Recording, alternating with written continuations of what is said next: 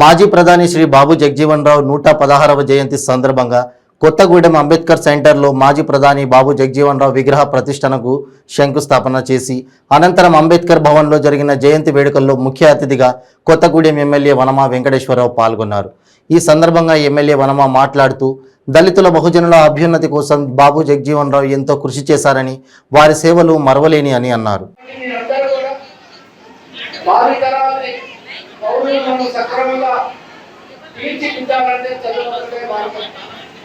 అదేవిధంగా ప్రభుత్వం కల్పించేటటువంటి వసతి సౌకర్యాలను సద్వినియోగం చేసుకుంటూ అభివృద్ధి పథకాలను సద్వినియోగం చేసుకుంటూ తప్పనిసరిగా మన కుటుంబాలని ఆర్థిక వ్యవస్థలో మంచి చక్కటి భాగస్వామ్యం కల్పించే విధంగా మన పావర్టీని అధిగమించి ఆదాయానికి ఇంకా అందరూ కూడా ప్రభుత్వం నుంచే కార్యక్రమాల్లో పంచుకొని మరింత ముందుకు పోయే విధంగా మనమందరం కృషి చేయాలని, అప్పుడే ఆ మహనీయుని యొక్క జీవిత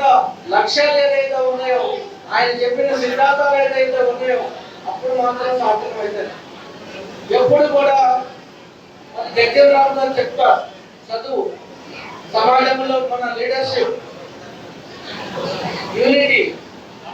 ఐక్యత, బడుగు బలహీన వర్గాలు ఐక్యంగా ఉండి మన యొక్క సమస్యలను సాధించడం కోసం, ఇంకా ముందుకు పోవడం కోసం మరి ముందుకు ఇంకా ఎందరికీ కూడా ధన్యవాదాలు.